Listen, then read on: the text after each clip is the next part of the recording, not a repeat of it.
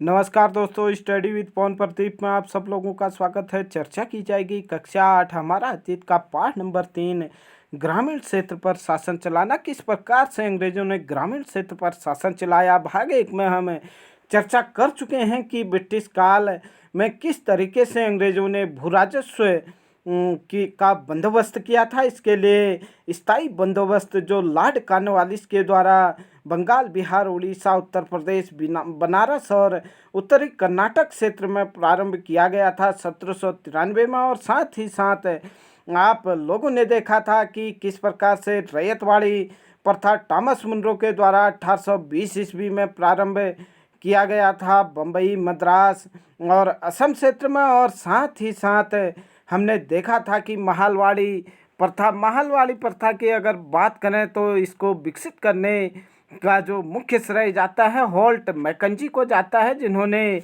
यह व्यवस्था 1822 में तैयार की थी और लागू की थी। और कई किताबों में आप लोगों को यह महालवाड़ी प्रथा विलियम बेंटिक के द्वारा 1833 में प्रारंभ की गई थी करके दिया हो सकता है। जबकि कक्षा 8 NCERT की बात करें तो यहाँ पर स्पष्ट दिया गया है कि महालवाड़ी व्यवस्था जो विकसित की थी वह होल्ट मैकेंजी ने विकसित की थी और 1822 में इसे लागू किया था। आइए चर्चा को आगे बढ़ाते हैं। भाग 2 में आज हम देखेंगे कि किस प्रकार से अंग्रेजों ने यहाँ पर अपने शासन को और मजबूत करने के लिए और साथ ही साथ किस तरीके से भारतीयों पर यहाँ पर अनेक जुल्म किए या भारतीयों से किस प्रकार से यहाँ पर कार्य कराए। यूरोप के लिए फसलें किस प्रकार से भारतीय किसानों से यहाँ यूरोप के लिए फसलों को उगाया गया।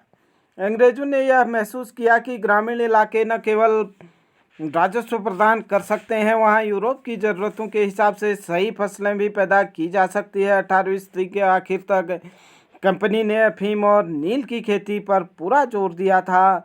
इसके बाद 150 साल तक अंग्रेजों ने देश के विभिन्न भागों में किसी न किसी फसल के लिए किसानों को मजबूर किया।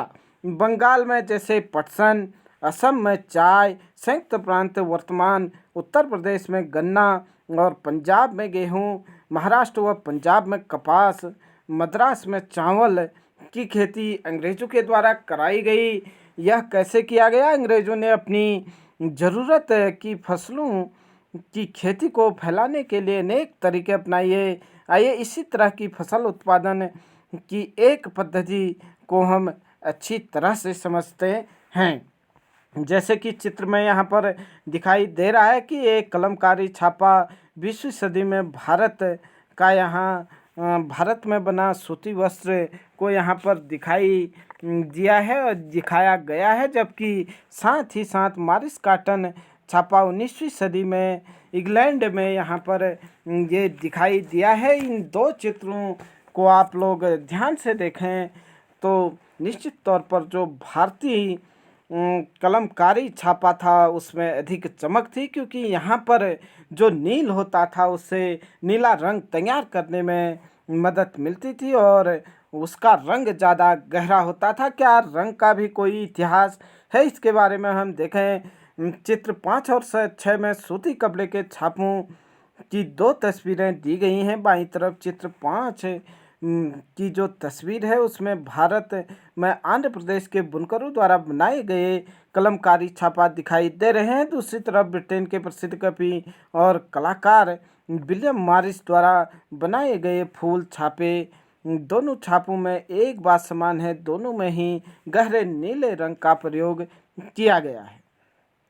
इसका गहरे नीले रंग का इस्तेमाल किया गया है। इसे आमतौर पर नील कहा जाता था। क्या आप जानते हैं कि यह रंग किस प्रकार या किस तरह से पैदा किया जाता था? इन छापों में आपको जो नीले रंग दिखाई दे रहे हैं वह नील नाम के एक पौधे से निकाला जाता था। जो नीला रंग दिखाई दे रहा है वह नील नाम के एक पौधे से निकाला जा रहा था। और इस बात की काफ़ी संभावना है कि 19वीं सदी के ब्रिटेन में मॉरिस के छापों में इस्तेमाल किया गया नीला रंग भारत में उगने वाले नील के पौधे से ही तैयार किया गया होगा।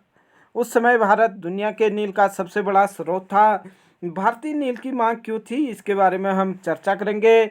नील का पौधा मुख्य रूप से उष्णकटिबंधीय इलाकों में ही उगता है। 13वीं सदी तक इटली है, फ्रांस, ब्रिटेन में के कपड़े उत्पादक कपड़े की रंगाई के लिए भारतीय नील का इस्तेमाल कर रहे थे। 13वीं शताब्दी तक भारतीय नील का प्रयोग कर रहे थे और उस समय भारतीय नील की बहुत थोड़ी मात्रा ही यूरोप के बाज़ारों में पहुंचती थी। उसकी कीमत बहुत ऊंची रहती थी, इसलिए यूरोपीय कपड़ा उत्पादकों को बैंगनी और नीले रंग बनाने के लिए बोर्ड नामक एक पौधे पर निर्भर रहना पड़ता था। प्रश्न पूछा जाएगा कि अंग्रेजों के द्वारा या यूरोपीय देशों के द्वारा नीले रंग या बैंगनी रंग का प्रयोग करने के लिए किस पौधे का प्रयोग किया जाता था? बोर्ड पौधे का प्रयोग किया जाता था।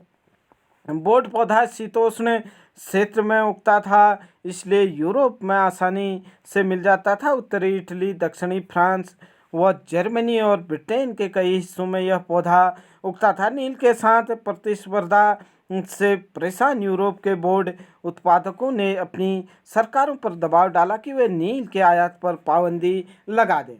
जो बोर्ड को उगाते थे या नहीं, जो बोर्ड की कृषि करते थे, नील से प्रतिस्पर्धा होने के कारण उनका जो बोर्ड का रंग था या बोर्ड की जो फसल थी वह भारतीय नील के सामने टिक नहीं पाई। इसलिए उन्होंने सरकार से गुहार लगाई, अपनी सरकारों से गुहार लगाई कि भारतीय जो नील है उस पर क्या किया जाए, प्रतिबंध लगाया जाए। मगर कपड़े को रंगने वाले नील को ही पसंद करते थे। नील से बहुत चमकदार नीला रंग मिलता था, जबकि बोर्ड से मिलने वाला रंग बेजान और फीका होता था। 17वीं सदी तक आते आते यूरोपीय कपड़ा उत्पादकों ने नील के आयात पर लगी पाबंदी में ढील देने के लिए अपनी सरकारों को राजी कर लिया।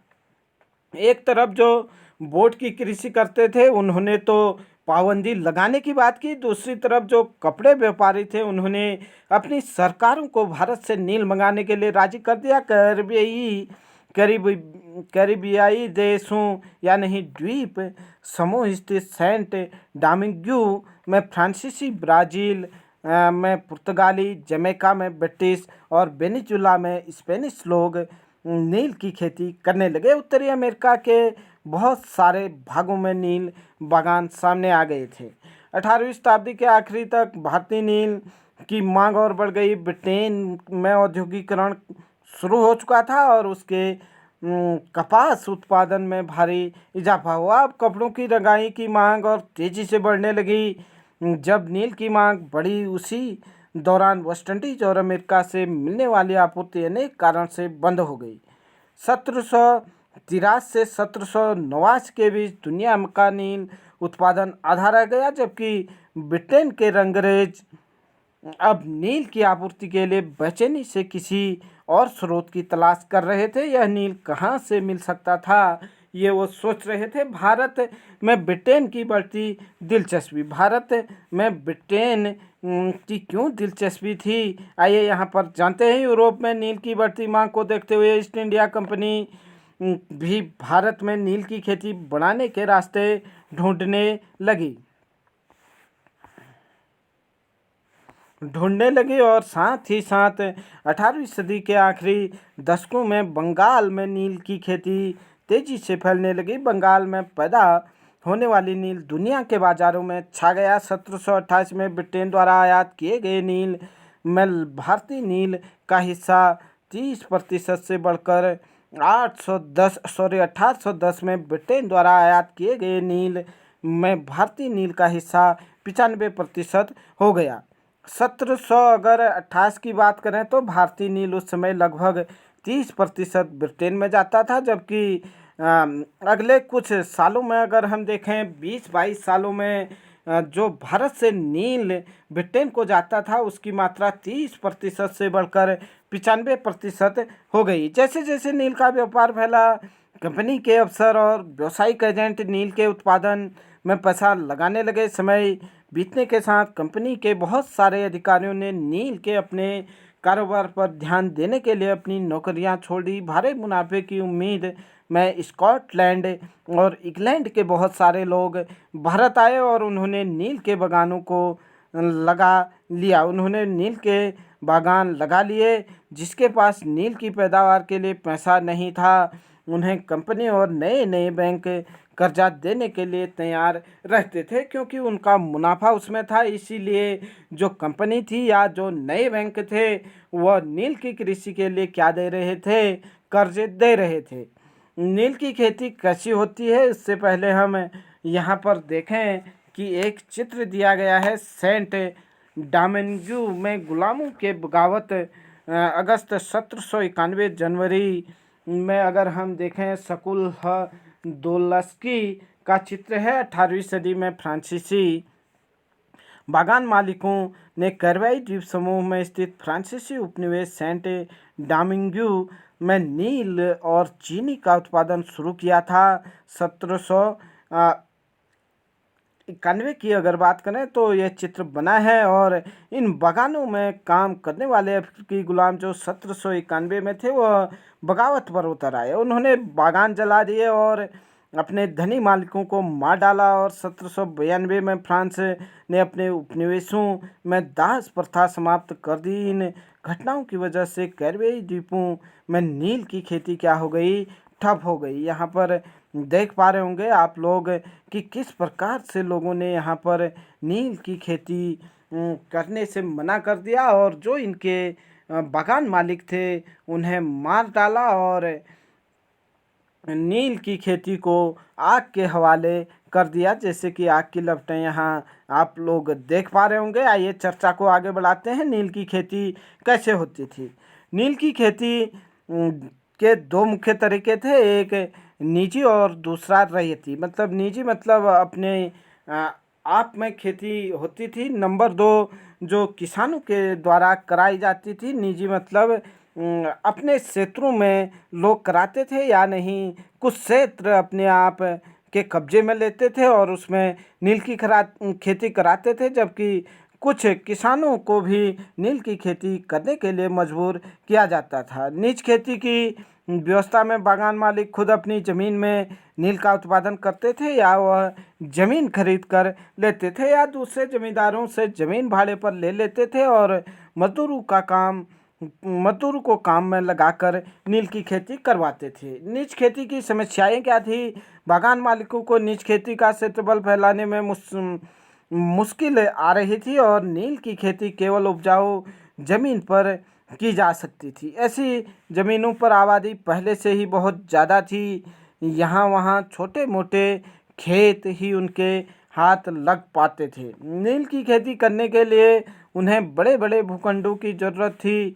इस तरह की ज़मीन उन्हें कहाँ से मिल सकती थी? उन्होंने नील की फैक्ट्री के इर्द गिर्द पट्टे पर ज़मीन लेने का प्रयास किए और वहाँ के किसानों को हटवा दिया। इससे टकराव और तनाव पैदा हो जाता था। अब जो अंग्रेज़ों के द्वारा किसी जमींदारों से या कोई क्षेत्र किसी से भाड़े में या खरीदा जाता था, तो उन क्षेत्रों में नील की उपज उतनी ज़्यादा नहीं होती थी, जबकि जो किसानों की एक खेत थे उसमें नील की खेती काफ़ी अच्छे से होती थी। इस प्रकार से कई बार किसानों से इनका टकराव हो जाता था। मजदूरों का इंतज़ाम करना भी आसान नहीं था। बड़े बागान के लिए बहुत सारे मजदूरों की ज़रूरत होती थी। मजदूरों की ज़रूरत भी सबसे ज़्यादा उसी समय होती थी जब किसान धान की खेती में व्यस्त रहते थे। मतलब मजदूर भी उस समय चाहिए होते थे अंग्रेज़ों को, जब किसान धान की खेती कर रहे होते थे। और साथ ही साथ हम देखें यहाँ पर एक शब्द दिया गया है गुलाम। ऐसे व्यक्ति जो किसी दास स्वामी की संपत्ति होता था। गुलाम के पास कोई आज़ादी नहीं होती, उसे अपने मालिक के लिए काम करना होता था। आगे देखें, बड़े पैमाने पर निज खेती के बहुत सारे हल बैलों की ज़रूरत होती थी। अगर हम देखें तो नील की खेती के लिए बड़े पैमाने पर क्या होती थी? हल और बैलों की ज़रूरत होती थी। 1 बीघा अगर नील की खेती के लिए 2 हल चाहिए थे, तो इसका मतलब यह था कि अगर किसी बागान मालिक के पास 1000 बीघा है तो उसे 2000 हलों और बैलों की ज़रूरत थी। अगर 1 बीघा ज़मीन के लिए आपको 2 हल चाहिए, तो 1000 बीघे के लिए आप लोगों को ये समझना होगा कि 2000 हलों की ज़रूरत पड़ती थी। हलों को खरीदना और उनका रखरखाव भी बड़ी समस्या थी। किसानों से भी हल नहीं मिल सकते थे। उन्हें अपने लिए इन चीज़ों की ज़रूरत होती थी। जिस समय नील उत्पादकों को ज़रूरत होती थी, उसी समय किसानों के हल बैल भी चावल की खेती में व्यस्त रहते थे, धान की खेती में व्यस्त रहते थे। 19वीं सदी के आखिर तक बागान मालिक निज खेती का क्षेत्रफल फैलाने में हिचकिचाते थे। इस व्यवस्था के तहत नील की पैदावार वाली 25% से भी कम जमीन आती थी। बाकी जमीन रैयती व्यवस्था के अंतर्गत थी। रैयतों की जमीन पर नील की खेती किस प्रकार से की गई आप यहाँ पर देखेंगे। उससे पहले आप यहाँ पर 2 चित्रों को देख सकते हैं। चित्र नंबर 8 19वीं सदी की शुरुआत में बंगाल के मजदूर नील की खेती करते हुए और भारत में नील के पौधे की कटाई अधिकतर पुरुष करते थे। प्रश्न पूछा भी जा सकता है कि भारत में नील की खेती की कटाई कौन करते थे, महिला या पुरुष? पुरुष करते थे। जबकि जो दूसरा चित्र यहाँ पर दिया गया है, चित्र नंबर 9, यहाँ पर देखें कि खेतों से फैक्ट्रियों में लाए जा रहे नील के पौधे के गठरियाँ यहाँ पर आप देख सकते हैं और नील के जो गठरी हैं वह फैक्ट्रियों तक लाए जा रहे हैं। आइए देखें, चर्चा को आगे बढ़ाते हैं कि किस प्रकार से रैयतों की ज़मीन पर नील की खेती की गई। पहला प्रकार हमने देखा कि नीच खेती जो अंग्रेज़ों ने क्या किए थे, या तो कुछ क्षेत्र खरीद लिए थे या भाड़े में ले लिए थे, या जो अंग्रेजी साम्राज्य के अंतर्गत क्षेत्र थे उन पर रैयतों से क्या कराई जा रही थी, खेती कराई जा रही थी, या भाड़े पर मजदूर लगाकर खेती करवाई जा रही थी। जबकि रैयत जिसके अपने ज़मीन थी, जो किसान थे, उनके ज़मीनों पर यह नील की खेती कैसे हुई, इसे हम देखते हैं। रैयती व्यवस्था के तहत बागान मालिक रैयतों के साथ एक अनुबंध सट्टा करते थे। कई बार वे गांव के मुखियाओं को भी रैयतों की तरफ से समझौता करने के लिए बाध्य करते थे। अंग्रेज क्या करते थे, किसानों को नील की खेती करने के लिए एक अनुबंध या नहीं सट्टा करते थे और कई बार तो मुखियाओं से भी समझौता करने के लिए बाध्य करते थे। मुखियों को, जो भी मुखिया होते थे गांव के, जो अनुबंध पर दस्तखत कर देते थे, उन्हें नील उगाने के लिए कम ब्याज पर बागान मालिकों से नगद कर्जा मिल जाता था। कर्जा लेने के बाद रैयत को अपनी कम से कम 25% ज़मीन पर नील की खेती करनी होती थी। बागान मालिक बीज और उपकरण मुहैया कराते थे, जबकि मिट्टी को तैयार करने, बीज बोने और फसल की देखभाल करने का जिम्मा काश्तकारों के ऊपर था। प्रश्न पूछा जा सकता है कि रैयतों को कितने प्रतिशत भाग पर नील की खेती करनी होती थी? 25% भाग पर नील की खेती करनी होती थी। जब कटाई के बाद फसल बागान मालिकों को सौंप दी जाती थी तो रैयत को नया कर्जा मिल जाता था और वही चक्र क्या होता था, चलता रहता था। आप देख सकते हैं नील उत्पादन कैसे होता था और यहाँ पर चित्र दिया गया है। यही चक्र शुरू हो जाता था। जो किसान पहले इन कर्जों में बहुत आकर्षित थे, उन्हें जल्दी ही समझ में आ गया कि यह व्यवस्था कितनी कठोर है। उन्हें नील की कीमत मिलती थी वह बहुत कम थी और कर्जों का सिलसिला कभी खत्म नहीं होता था। पहल तो किसानों को लगा कि अंग्रेज हमारी मदद कर रहे हैं और इसीलिए उन्होंने अंग्रेज़ों से कर्जा लिया। और जब भारतीयों को लगा, किसानों को लगा कि इस व्यवस्था में उनका कुछ भी भला नहीं होगा, तो ऐसी स्थिति में जो किसान थे वह कर्जे से उभर नहीं पाए और उनके लिए बड़ी गंभीर समस्या हो गई। समस्या और भी थी। बागान मालिक चाहते थे कि किसान अपने सबसे बढ़िया खेतों में नील की खेती करे, लेकिन नील के साथ परेशानी यह थी कि उनकी जड़ें बहुत गहरी होती थी, वह मिट्टी की सारी ताकत खींच लेती थी और नील की कटाई के बाद वहाँ धान की खेती नहीं की जा सकती थी। आइए इससे पहले हम देखें कि किस तरीके से यहाँ पर एक चित्र दिया गया है नील के खेतों के पास। यहाँ पर आप देख रहे होंगे कि स्थित नील का एक कारखाना विलियम सिम्पसन का एक चित्र है 1863 का। ये आप देख पा रहे होंगे। नील गांव आमतौर पर बागान मालिकों की फैक्ट्री के आसपास होते थे। मतलब जहाँ नील की खेती होती थी तो गांव वहाँ के आसपास में होते थे। और साथ ही साथ नील के पौधे को कारखाने में स्थित वैटम या नहीं हौद में पहुंचा दिया जाता था। कटाई के बाद वहां पहुंचा दिया जाता था। नील से रंग बनाने के लिए 3 या 4 कुंडों की ज़रूरत पड़ती थी। जैसे आप लोग यहाँ पर देख पा रहे होंगे कि लगभग 4 या 5 कुंड यहाँ पर दिए गए हैं। 4-5 कुंडों की ज़रूरत पड़ती थी। प्रत्येक हौद का अलग काम होता था। नील के पौधे से पत्तियों को तोड़कर पहले एक कुंड में गर्म पानी में कई घंटों तक डुबोया जाता था। पहले क्या किया जाता था, नील की पत्तियों को तोड़कर कई घंटों तक यहाँ पर डुबाया जाता था। और उसके बाद क्या किया जाता था कि जब पौधे किण्वात हो जाते तो वह द्रव्य के बुलबुले उठने लगते थे। अब सड़ी हुई पत्तियों को निकाल दिया जाता था और द्रव को एक और हौद में छान लिया जाता था। दूसरे हौद पहले हौद के ठीक नीचे होता था। जब क्या होता था, नील की पत्तियां सड़ जाती थी और उसका रंग निकल जाता था, तब उसे छान करके क्या किया जाता था, दूसरे हौद में डाला जाता था। दूसरे हौद में बिटर वाट के इस घोल को लगातार हिलाया जाता था और पेंडुलों से खंगाला जाता था।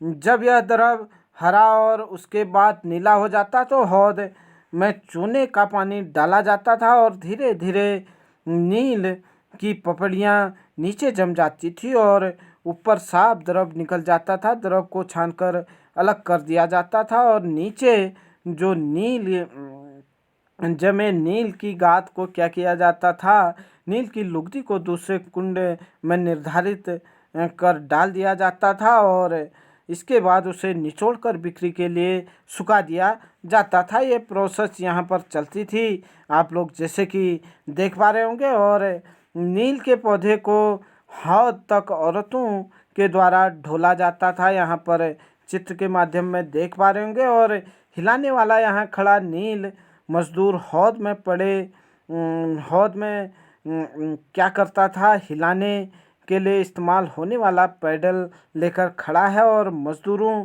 को 8 घंटे से भी ज़्यादा समय तक कमर तक भरे नील के घोल में खड़े रहना पड़ता था। ये जैसे कि चित्र में दिखाई दे रहा है, इन मजदूरों को नील के हौद में क्या रहना पड़ता था, कई घंटों तक खड़ा रहना पड़ता था। और एक और चित्र दिखाई दे रहा है, बिक्री के लिए नील कैसे तैयार होता था। यहाँ आप उत्पादन का आखिरी अवस्था देख सकते हैं। दबाकर सांचों में डाल दिया जाता था और नील की लुगदी को काटकर मजदूर उन पर मुहर लगा देते थे और पीछे वाले हिस्से में एक मजदूर इन टुकड़ियों को सुखाने के लिए ले जा रहा था। आप देख सकते हैं कि किस तरीके से यहाँ पर मुहर लगा दी जाती है और उसके बाद ये मजदूर के सिर पर आप देख पा रहे होंगे कि किस तरीके से वो यहाँ पर सुखाने के लिए इस नील को ले जा रहे हैं। और आइए देखें आगे को कि किस प्रकार से यहाँ पर नील विद्रोह और उसके बाद क्या हुआ, ये देखें। मार्च 1859 में बंगाल के हजारों रैयतों ने नील की खेती करने से इनकार कर दिया। जैसे जैसे विद्रोह फैला, रैयतों ने बागान मालिकों को लगान चुकाने से भी इनकार कर दिया। वे तलवार भाले और 3 कमान लेकर नील की फैक्ट्रियों पर हमला करने लगे और अपने बर्तन लेकर लड़ाई में कूद पड़े। 1859 में बंगाल में हजारों किसानों ने क्या किया, नील के फसल बोने से इनकार किया और विद्रोह किया और अंग्रेजों से मुकाबला किया। न सिर्फ पुरुष बल्कि महिलाओं ने भी इस आंदोलन में भाग लिया। बागान मालिकों के लिए काम करने वाले को सामाजिक बहिष्कार कर दिया गया। बागान मालिकों की तरफ से लगान वसूली के लिए आने वाले जो गुमास्ता थे, एजेंट थे, उनकी पिटाई की गई। रैयतों ने कसम खा ली कि न तो वह नील की खेती के लिए कर्जा लेंगे और न ही बागान मालिकों के लठियालों या नहीं लाठीधारी गुंडों से डरेंगे।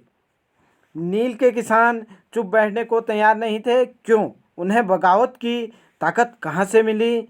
और इसमें कोई शक नहीं था कि नील की खेती अत्यंत दमनमा दमनात्मक थी, लेकिन जो लोग दबे होते थे वो हमेशा बगावत नहीं करते थे, ऐसा कभी कभी ही होता था। 1859 में नील रैयतों को लगा कि बागान मालिकों के खिलाफ बगावत में उन्हें स्थानीय जमींदारों और मुखियाओं का भी समर्थन मिल सकता है। 1859 में जब नील विद्रोह हुआ तो रैयतों को लगा कि बागान मालिकों के खिलाफ उन्हें स्थानीय जमींदारों और मुखियाओं का भी समर्थन मिल सकता है, और बहुत सारे गांवों में जिन मुखियाओं से नील के अनुबंध पर जबरन दस्तखत कराए गए थे, उन्होंने भी नील किसानों को इकट्ठा किया और लठियालों के साथ आमने सामने की लड़ाई लड़ी। मतलब जो अंग्रेजों के लोग थे उनसे लड़ाइयाँ लड़ी। कई स्थानों पर रैयतों को बगावत के लिए उकसाते हुए खुद जमींदार गांव-गांव घूमने लगे, और जमींदार भी इस बात से परेशान थे कि बागान मालिकों की ताकत बढ़ती जा रही है और बागान मालिक जबरन लंबे समय के लिए उनसे ज़मीन ले लेते थे। निश्चित तौर पर यहाँ पर जो जमींदार थे उन्होंने भी किसानों का साथ दिया और गांव-गांव घूम करके वो भी अंग्रेज़ों के साथ मुकाबला करने के लिए लोगों को इकट्ठा करने लगे। नील के किसानों को ये भी लग रहा था कि अंग्रेज़ी सरकार भी संघर्ष में उनका साथ देगी। 1857 की बगावत के बाद ब्रिटिश सरकार एक और व्यापक विद्रोह के खतरे से डरी हुई थी। जब नील की खेती वाले जिलों में एक और बगावत की खबर फैली तो लेफ्टिनेंट गवर्नर 1859 की सर्दियों में इलाके का दौरा किया। रैयतों को लगा कि सरकार उनकी दुर्दशा से परेशान है। बरसात में मजिस्ट्रेट एस्ले ईडन ने एक नोटिस जारी किया जिसमें कहा गया था कि रैयतों को नील के अनुबंध मानने के लिए मजबूर नहीं किया जाएगा। इसके बाद हम आगे देखें तो इस नोटिस के आधार पर लोगों को यह खबर फैल गई कि रानी विक्टोरिया नील की खेती न करने का हुक्म दे दिया है। ईडन किसानों को शांत करने के लिए और विस्फोटक स्थितियों को नियंत्रित करने की कोशिश कर रहे थे। उनकी कार्रवाई को किसानों ने अपने विद्रोह का समर्थन मान लिया। जैसे जैसे विद्रोह फैला, कलकत्ता के पढ़े लिखे लोग भी नील जिलों की ओर चल पड़े और उन्होंने रैयतों की दुर्दशा, बागान मालिकों की जोर जबरदस्ती और अत्याचारी नील व्यवस्था के बारे में लिखा। जो भारतीय पढ़े लिखे थे वो भी जहां नील की खेती अधिकतर हो रही थी उस ओर गए और किसानों की समस्याओं को लिखना प्रारंभ किया। इस बगावत से परेशान सरकार को बागान मालिकों की रक्षा के लिए सेना बुलानी पड़ी। नील उत्पादन व्यवस्था की जांच करने के लिए एक नील आयोग भी बना दिया गया। इस आयोग ने बागान मालिकों को दोषी पाया। जो आयोग बना उसने जो बागान मालिक थे उनको, अंग्रेजों को या नहीं दोषी माना। जोर जबरदस्ती के लिए उनकी आलोचना की। आयोग ने कहा कि नील की खेती रैयतों के लिए फायदे का सौदा नहीं है। आयोग ने रैयतों से कहा कि वे मौजूदा अनुबंधों को पूरा करें, लेकिन आगे से वे चाहे तो नील की खेती बंद कर सकते हैं। इस बगावत के बाद बागानों में नील का उत्पादन धराशायी हो गया। इसके बाद बागान मालिक बिहार पर ध्यान देने लगे। 19वीं सदी के आखिर में कृत्रिम रंगों का निर्माण होने लगा। 19वीं सदी के आखिर में देखें तो कृत्रिम रंगों का प्रयोग होने लगा। 19वीं सदी कहने का मतलब है 1800 से 1899 के बीच के समय काल को हम 19वीं सदी कह सकते हैं। और क्या हुआ, 19वीं सदी के आखिर में कृत्रिम रंग का प्रयोग किया जाने लगा। इससे उनका व्यवसाय भी बुरी तरह प्रभावित हुआ। जो अंग्रेज यहाँ पर नील का व्यवसाय करने के लिए आए थे उनका भी व्यवसाय क्या हुआ, कृत्रिम रंग आने से प्रभावित हुआ। फिर भी वे उत्पादन फैलाने में सफल रहे। जब महात्मा गांधी दक्षिण अफ्रीका से लौटे तो बिहार के एक किसान या नहीं राजकुमार शुक्ला ने उन्हें चंपारण आकर नील किसानों की दुर्दशा को देखने का न्योता किया। यहाँ से दो प्रश्न बनते हैं कि गांधी जी को चंपारण आने का न्योता किसने दिया, राजकुमार शुक्ला ने दिया। जबकि दूसरा प्रश्न पूछा जाता है कि गांधी जी ने चंपारण में नील किसानों के समर्थन में कब सत्याग्रह किया? 1917 में, यानी ही चंपारण सत्याग्रह 1917 में। महात्मा गांधी का यह दौरा नील बागान मालिकों के खिलाफ चंपारण आंदोलन की शुरुआत थी। उसके बाद देखें कि किस प्रकार से यहाँ पर नील के खेती के लिए जो किसान थे वो कितने परेशान थे। यहाँ पर आप लोगों को दिखाई दे रहा है कि भीख मांग लूँगा परंतु नील नहीं उगाऊंगा, यह एक किसान कह रहा है। ये देखें क्या है कहानी। चांदपुर थाना हरदी के एक नील काश्तकार हाजी मुल्ला से मंगलवार 5 जून 1860 को नील आयोग के सदस्यों ने एक बात की और हाजी मुल्ला ने कुछ सवालों के जवाब इस तरह दिए। कुछ सवाल पूछे गए हैं। WS सीटन कार नील आयोग के अध्यक्ष। प्रश्न पूछा जाता है कि नील आयोग का अध्यक्ष कौन था या नील आयोग का अध्यक्ष किसे चुना गया? WS सीटन कार नील आयोग का अध्यक्ष था। क्या अब तुम प्रश्न पूछ रहा है WS सीटन की, क्या अब तुम नील की खेती के लिए तैयार हो? अगर नहीं तो किस तरह के शर्तों से आप इस खेती को करोगे? हाजी मुल्ला कह रहा है कि मैं नील उगाने को तैयार नहीं हूँ, मुझे नहीं पता कि कोई भी नई शर्त मुझे संतुष्ट कर सकती है। हाजी मुल्ला कह रहा है कि मैं नील की खेती करूँगा ही नहीं, मेरे को लगता ही नहीं कि कोई भी शर्त मुझे नील की खेती करने के लिए संतुष्ट कर सकती है। श्री साले एक और अंग्रेज प्रश्न पूछ रहा है, क्या तुम 1 रुपया प्रति बंडल की कीमत पर भी खेती नहीं करना चाहते? तब हाजी मुल्ला कह रहे हैं कि भाई नहीं, मैं नहीं करूँगा, नील उगाने की बजाय मैं कहीं और चला जाऊँगा, मतलब अपनी खेती बाड़ी या नहीं अपनी जन्मभूमि भी छोड़ सकता हूँ लेकिन नील नहीं उगाऊँगा, और साथ ही साथ भीख मांग लूँगा परंतु नील नहीं उगाऊँगा। यह एक जो किसान यहाँ पर भारतीय किसान हाजी मुल्ला है वो कह रहे हैं कि भाई मैं सब कुछ कर सकता हूँ लेकिन नील नहीं उगाऊंगा। ये चर्चा हमारी शिक्षा सत्र 2022-23 में की जा रही है और अन्य जगह क्या हो रहा था इस पर भी एक नज़र दौड़ाए। वेस्ट इंडीज़ में नील उत्पादन के विषय में यहाँ पर दिया गया है। 18वीं सदी की शुरुआत में एक फ्रांसीसी मिशनरी जो व्यवस्थित लवात ने कैरवेई द्वीपों का दौरा किया और इस इलाके के बारे में विस्तार से लिखा। यह तस्वीर लवात की एक पुस्तक से ली गई है। इस तस्वीर में यहाँ के फ्रांसीसी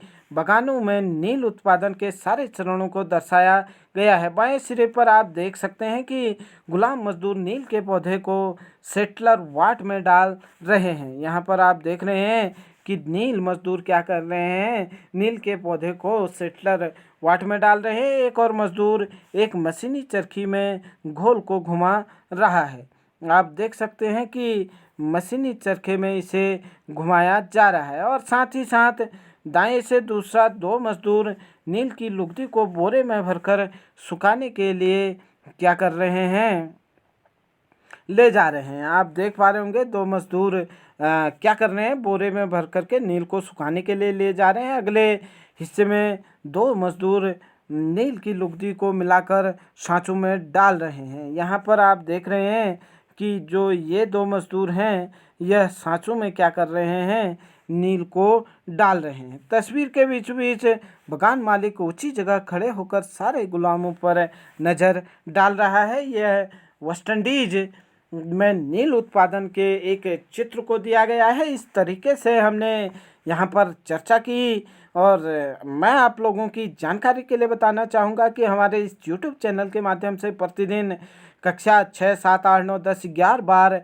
में से किसी एक पाठ पर NCERT किताबों के आधार पर चर्चा की जाती है। यह चर्चाएँ कक्षा 6 से 12 तक के बच्चों के लिए तो काफ़ी महत्वपूर्ण है और साथ ही साथ प्रतियोगी परीक्षाओं में भाग लेने वाले तमाम उन साथियों के लिए भी काफ़ी महत्वपूर्ण है, क्योंकि हम यहाँ पर देखते हैं कि किस तरीके के प्रश्न प्रतियोगी परीक्षाओं में NCERT किताबों से पूछे जाते हैं, उन पर हम चर्चा करते हैं। और अगर आप लोगों को यह चर्चा अच्छी लगी तो आप अधिक से अधिक मित्रों को हमारे इस YouTube परिवार के साथ जोड़ सकते हैं और मिलते हैं जल्द ही इसके अभ्यास प्रश्नों के साथ। तब तक के लिए यूं ही बने रहें। जय हिंद, जय भारत।